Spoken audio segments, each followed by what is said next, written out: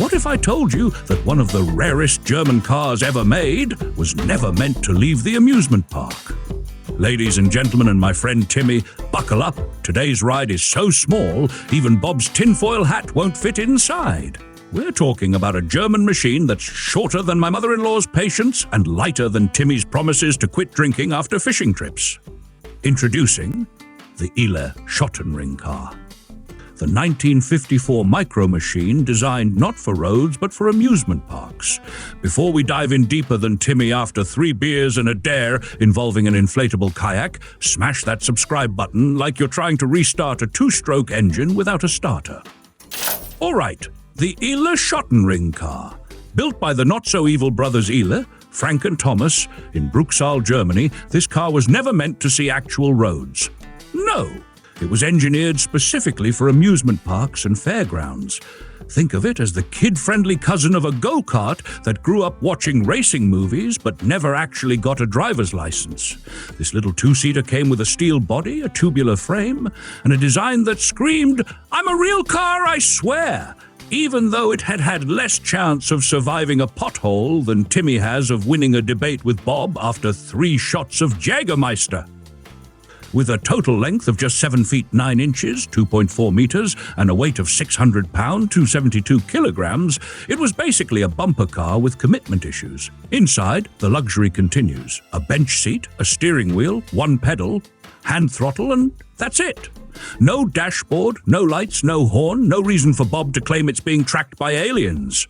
The gas gauge was you shaking it and listening if something sloshed. And now the crown jewel, the engine.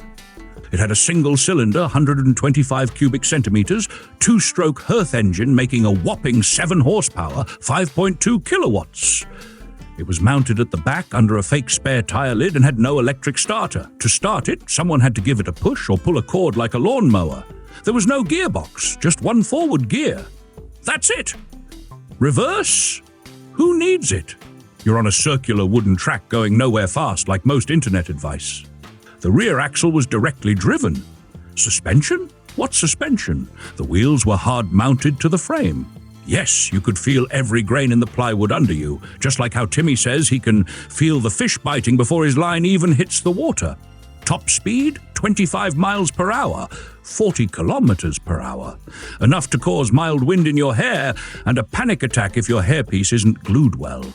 The tires were 4.0i8, essentially borrowed from a wheelbarrow, making it the only car in history that shares tires with Bob's doomsday garden cart. Braking, rear only, with cables. Steering, rack and pinion, surprisingly precise for something this tiny and built for amusement parks. Now here's where it gets interesting. These cars were built as attractions. They ran in circles, bumping into railings and delighting kids while giving parents a much-needed break from reality.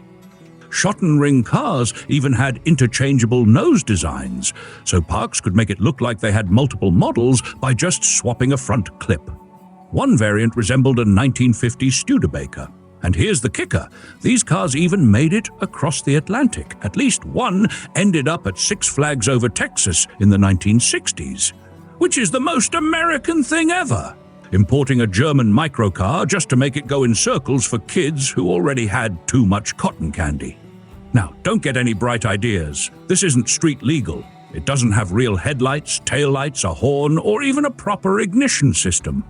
Sure, you might see what look like headlights on some of these little guys, but let's not kid ourselves. They're just decorative dummies, like Bob's diploma in quantum agriculture. No wires, no bulbs, no function.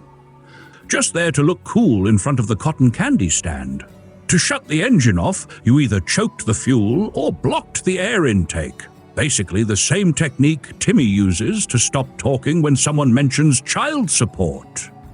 I'm sorry, Timmy, but oh boy, are these things collectible now? Back in the day, they likely cost just a few thousand Deutsche Marks. But fast forward to today, one sold at the Bruce Weiner Microcar Museum auction in 2013 for a staggering $41,400.